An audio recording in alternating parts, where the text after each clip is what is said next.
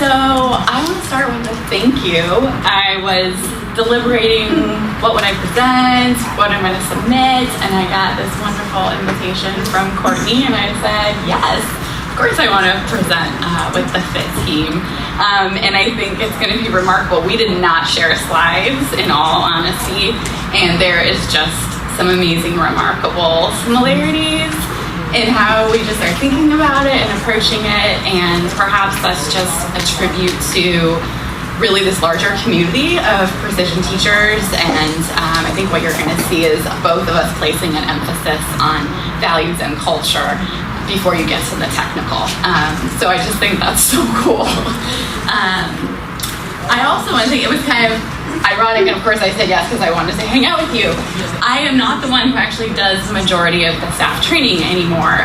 So in extending some thank yous, I want to acknowledge this amazing group of professionals that I just have the utmost pleasure of working with in Seattle. And they represent my sub-family within this fringe family within this larger behavior analysis. So this is my bubble of the bubble of the bubble. I see some new faces, so I think it's worth spending just a moment on this. So ORL, we borrowed that because it's Ogden's initials, but it certainly is a mouthful. And then our website is O4RL, so it's just a jumble, but we still love being committed to Ogden's initials, and that's been good for us. We are now what we have to call a medium-sized company. Small doesn't do it justice anymore. So you saw in that picture about 15 professional staff strong. We now have, I have new words I have to practice too, so licensure came to Washington State this summer. So I probably will slip and call people therapy assistants, but they are now certified behavior technicians. At this time, we have about 45 clients. That's been a solid number, small bounce that we really wouldn't talk about as bounce on our charts. So that's a solid operating place for us. And they range in age right now from the most pistol little 3-year-old girl you have ever met to a 23-year-old who is very close to what Chuck would call a free-ranging adult. And funding-wise, you can see why I spend my time not staff training is because I spend a lot of time talking to insurance companies and trying to get them to pay me. Our second wedge is funding from state Medicaid waiver programs. These are our clients who are at risk for out-of-home placement.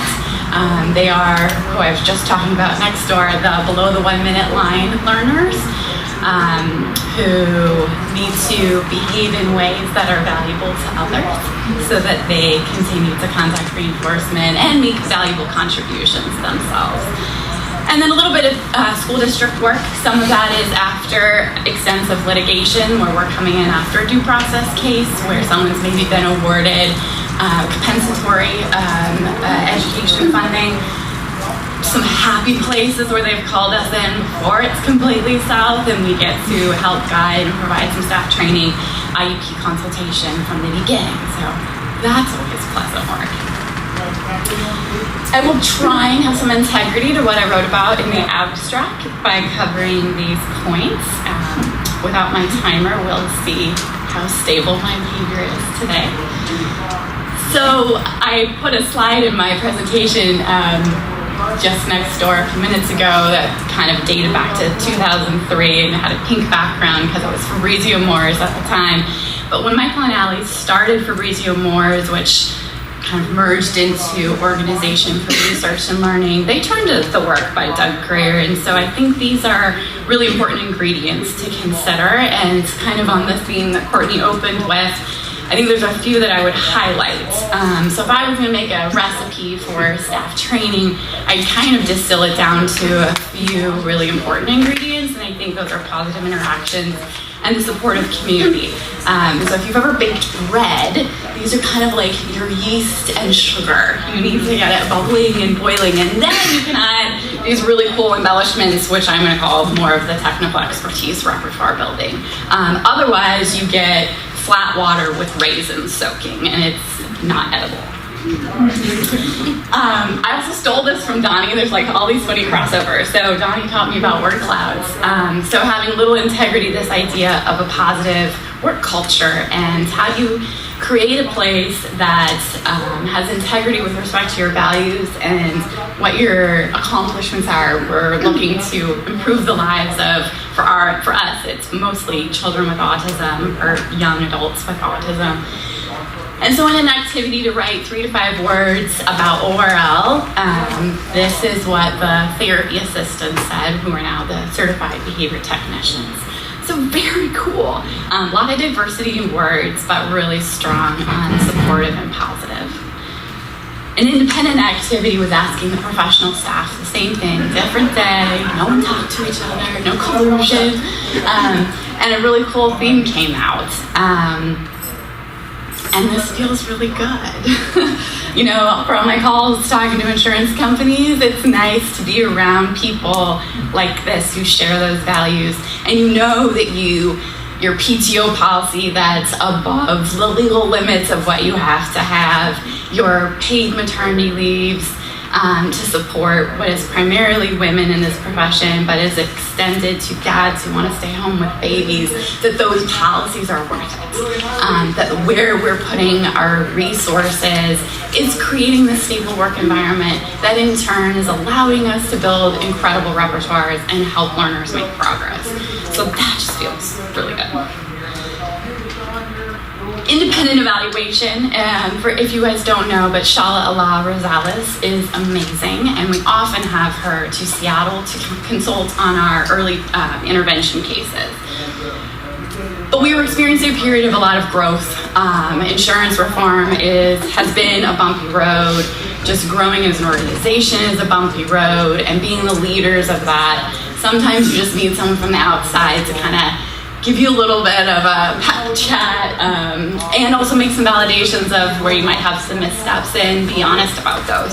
So we called her our steward of the culture, and she came in and led us through a couple different activities, interviewed our staff, and so independent of, it's one thing when your boss asks you, like, what do you think about us? And people write down good things on cards. It's another thing when they have an independent interview with someone and still good things come through. So that's really great. So getting to that platform, right, we want to make sure that we're building a culture where we can ask for really high caliber behavior from our instructors. So as precision teachers, right, if we value it, we count it, we put it on a chart, so we can see it, so we can make decisions, so we can use it to influence those that we need to influence in decisions. So if we take this tenet that learning is behaving, then intervening is behaving. And so I might have slews of charts on all my learners, but I also need to have charts on my staff. And so some questions that kind of come to mind is, are we measuring the behavior of our staff? Are we using it to influence? Are we using it to change behavior? So reaching a particular performance measure, like, do you get a raise? Do you get a bonus? Do you get a promotion? What happens when you are a good instructor? How do we talk about you with families? How do we say, oh, this person is a lead therapist, and think, well, I'm a lead working with my child. And what does it mean to be a lead? What did you do to reach that status? So I'm going to talk to you what we've identified as 3 critical repertoires. And when the call for papers went out, it was obvious we're working to talk to wider audiences. So if you're behavior analysts in the group, I left some fancy words in for you. But I also have some plain English versions. So we're going to start first with the idea of talking about the service. So we do that by using a rubric. This has 27 questions on it and has 3 primary areas. Questions about the skill description. What's the learning channel? What's the timing interval? How long has the learner been working on it? Frequency aim. Some questions about logistics of instruction. You kind of talked about like having your materials ready, so they would need to say like what materials are part of this session. And some questions about performance analysis. We do use the charts, and so people need to get fluent reading the charts. So the procedure is, it's like an open book. The staff member would look at a chart from the learner's binder, So let's say it's here, touch pictures. So they would have the data in front of them. They'd have the rubric from a learning channel standpoint, since I'm at the Precision Teaching Conference. In the beginning, new staff like to have the questions read to them. So it tends to be here, question, look at chart, say answer. Quite honestly, you can beat this in under 6 minutes once you kind of expect what the questions are and you really just glance at questions, see chart, say answer, and you're not having the questions read to you. But the expectation is that you answer thoroughly all 27 questions in 6 minutes. Once you've done that on a particular chart, the goal is application. And as you will see, it usually takes people a few tries to pass the first time. So this particular instructor took this assessment 4 separate times before she passed. When she did that, she moved on to a different program. So she would have stayed on here, touch pictures, until she passed. And then I would have given her hearsay sentences, then see match, not identical pictures, and then some other chart until she showed 3 passes in a row on different programs. There's just a little Carrie taught me how to do that. So the second repertoire, once I can talk about it, we have a shared language. It helps, Carrie talked this morning about those sessions with your case manager, coming and describing, this is what's going well, this is what's not going well, this is what I've tried. So when you have a robust technical language in your staff, those meetings for consultation really move along. But it also goes hand in hand with the doing it, which is what they have to do. It's not just a talk about teaching, it's actually doing good teaching. So this next one is actually about shaping up that particular repertoire. So it's a lot to swallow, but similar to your procedure of what do we want to come out of a good session, what feels like a good session. So this very similarly came out of Allison Moore's, she now likes Lipshin because she's very happily married with a beautiful family. So Allison Lipshin is an amazing teacher, and she sat down in front of the learner. Michael was the note taker, roles very appropriately established, and he wrote down everything she was doing. So she, 14, 15, 16 years ago, sat down with a learner and just did what she does so beautifully. And Michael said, she tends to give praise statements at this frequency. She was organized. She gave feedback this way. She brought the learner in contact with the chart. She did these particular types of error corrections at these particular times and not at these other times. Enter Exhibit A. And very, very minor revisions over the last, over a decade. So these areas, for those of you in the nosebleed section back there, some pinpoints related to organization, expectations, what are we saying to the learner, what are you going to have to do, what's going to happen as a result of doing that. The instructional delivery, making sure, are you doing the right learning channel? Do you have the right set of materials? Obviously for us, not putting a ceiling on the learner. No inadvertent cueing, those kinds of things. A section on data collection. How well are they demonstrating using their data as they go through the teaching session? Collecting it correctly, reliably, dropping dots on the right lines at the right frequencies, counting all the errors. As Carrie pointed out this morning, are we all counting the same thing, hearing the same thing, reading the same word? Error corrections, reinforcement, and you'll notice this teeny section, 4 things, and responding to misbehavior. Because guess what, folks?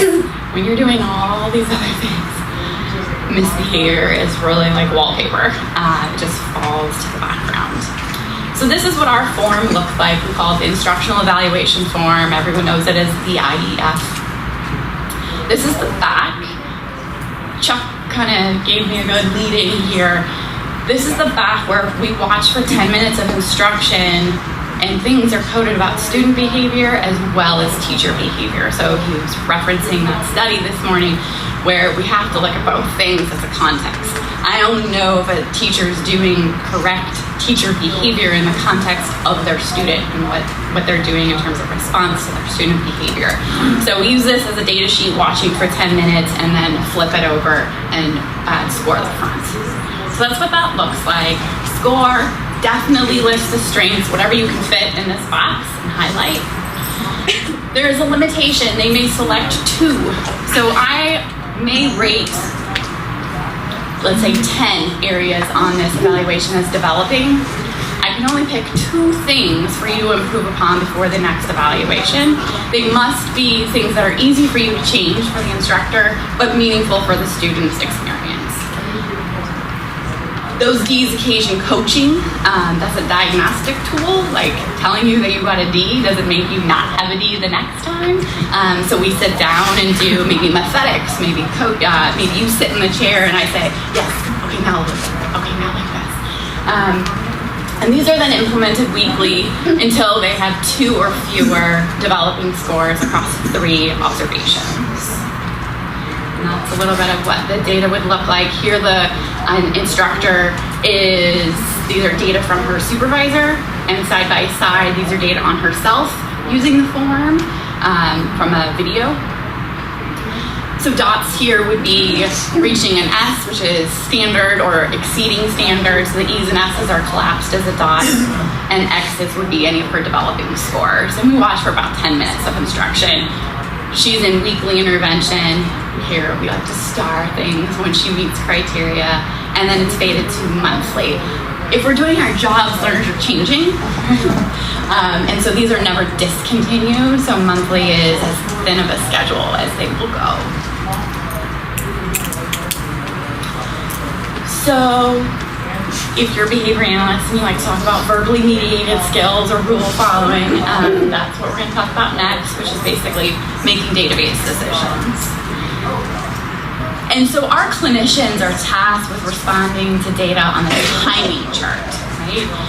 Moment-to-moment decisions to help that learner. What do you call them? Personal bests. We call them daily improvement goals. I really like I wrote that down. So we teach our staff that they need to come in and they need to set a daily improvement goal. That number is set for that slice that's higher than what that learner has ever done before.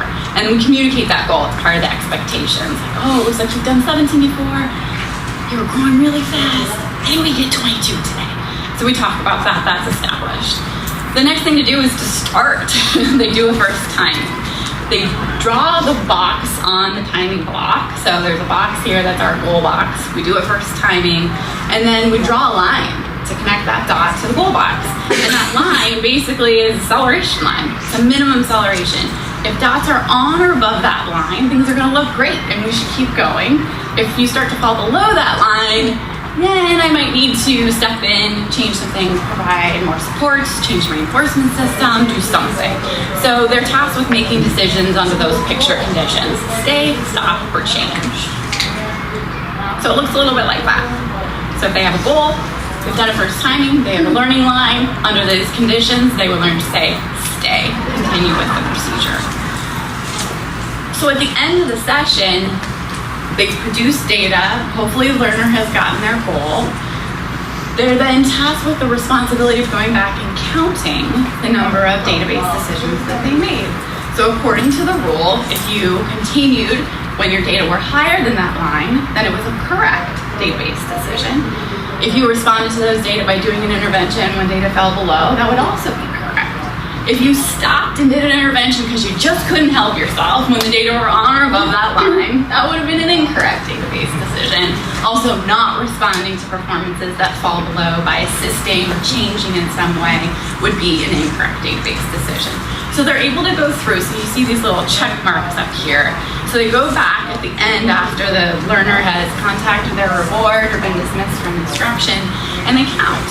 It was a good decision to set a goal that day. It was a good decision to do a first time. It was a good decision to draw my learning line. Based on that data picture at that time, it was a good decision to go on and do a second timing. It fell below. One bump is not a car crash. Do a second timing, so that was a good decision to go on. They exceeded the daily improvement goal and they stopped for that day, so that was another good database decision. So this day they had those 4 correct database decisions and 0 incorrects. What they then do is sum up. So if you've done 10 programs for the day, you would go through and add all the correct and incorrect database decisions and then chart it. This is incorrectly charted, but hey, you gotta show your dirty laundry, as Carrie said. So it's arbitrarily put on a 1 minute floor and really should be down on, our sessions are usually 3 hours. So it would be more accurately charted on a 3-hour floor, but this instructor has some are correct and incorrect. Criteria here is agreement. It is never an expectation to have incorrect database decisions at 0. Because of the way we've set the rule and the definition, a clinical decision to respond to a learner who is not fit to continue in timings is the value you should follow, but is an incorrect database decision. And so by a value system, we expect to see errors in this system and never have them at 0, because it would be it would kind of be a counter competing contingency for happy learners. So there are many good reasons why you should stop, but they're still incorrect database decisions. So in thinking about these 3 repertoires, guess what, folks? It works when you do all 3. It works best when you do all 3. It's really awesome in the beginning when you're seeing someone learning to have improved talking about the service as they're doing it, because they talk to themselves under their breath, right? It's me at the grocery store when I forget my list. I'm like, I'm pretty sure I need to do it. So a little bit of that verbal rehearsal starts to come through. They're setting their goal box and they're like, that's a good goal. And so those repertoires work together. It's really great. Sometimes the learners will also be like, you didn't tell me my improvement goal. Not all of them are able to do that, but when they do, it's just, the cutest thing. So that works really well. It also is important, people run out of time. And so like, oh, I think I have 10 minutes left. Let's do an IEF. An IEF is a diagnostic tool for how you're going to help that instructor. You're not going to do that in 10 minutes. You could score and watch and say, here's how many correct things you did, how many incorrect things you did, and then we're going to be out of time. So it's really important that coaching goes with. And so I've been kind of voluntolding people to start with that at the start of our team meetings and sessions. We get there, we're so excited to see the data and the binder, and I've kind of been pre-macking people, which means like you get to see that after first you see your teachers behaving, because you also have to remember that is the context for the data in that binder. So if you're excited about what you see, that's a great context for going in, and the integrity and the trust you're going to have in the data that's in your second activity of the session. If you're not so encouraged about what you saw, you're also going to go in and make database decisions on those daily charts with a very different context. So that's important. The weekly component, so our staff have weekly consultations, we call them team meetings, where they come together with their trainers. So a weekly schedule is also crucial. Self-evaluations add just like this power boost. So you can do it without it, but if you can add it by having people videotape themselves and then watch and score using that rubric, it is invaluable. But it's only valuable if you have an agreement system. So letting anybody just sit down and fill out a tool, you will get one of 2 kinds of people. The worst self-critics who are getting more developing scores on their evaluation than their instructors are giving them, or you'll have the people who just think that they've got nothing else to learn. And neither one of those things is actually going to contribute to the development of their repertoire in alignment with your value system. So you have to have that reliability component.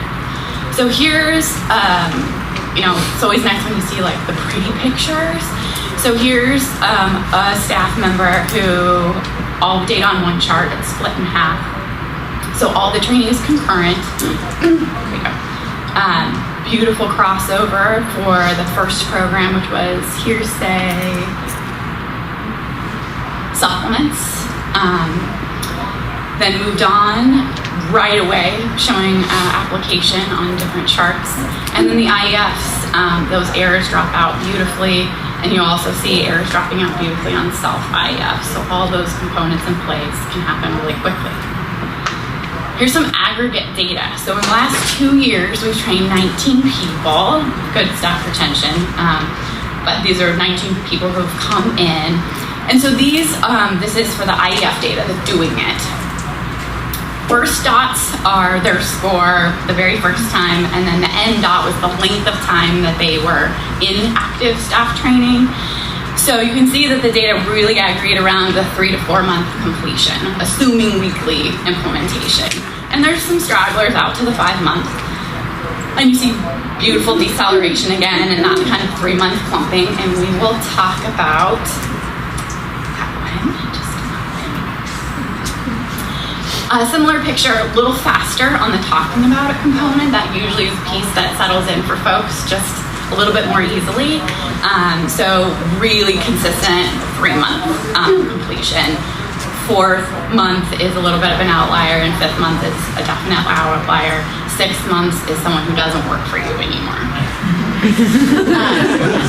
So we're gonna get there, because it's important to talk about that, right? Like, it's not always the past. So what consistently does not work is, believe it or not, can you imagine waiting to intervene on poor performance? It just, that bread does not rise on its own. So standing around looking at those data and just suffering with them, yeah, it's like a big pity party, but no crux and error separating. So don't do that. There's something about our hesitancy to intervene on typically developing adult behavior that it's paralyzing. You would never see me sit down with a learner and give expectations for longer than like 3 sentences, like the tag, like 5 words. But yet we sit down and be like, okay, I'm going to teach you how to talk about behavior analysis, and just go on and on, versus just getting to it, doing the first timing. And so here, these data just for this poor instructor just kept doing what we were doing, and they were really demanding that we do something different, but we didn't. And we tried a lot of interventions. These were some make it easier slices, which produced change, which was good. And then when you go back to the thing that you actually need to do, which is the job description, it just wasn't quite there. One implementation session a week also doesn't do it, right? I'm sure you guys don't take kids into the practice where they're like, well, I can come on Mondays, not a 15-minute session, only 20 minutes, but I do want them to jump 2 grade levels. No! No! Like, I'm not Harry Potter with a wand. Like, our tools are great, but practice, right? So, there's times when I'm trying to build a schedule. I just need someone to work the Friday 4 to 7 session, and some person comes along and they're willing to do it. So I hire them, and they only have that 1 session a week, and it's just like, what was I thinking? It doesn't work. They are not going to learn to do that. We're setting them up for failure, setting me up for failure. It doesn't work. Omitting the self-evaluations, like I said, you can do it, but it's so much better if you have them.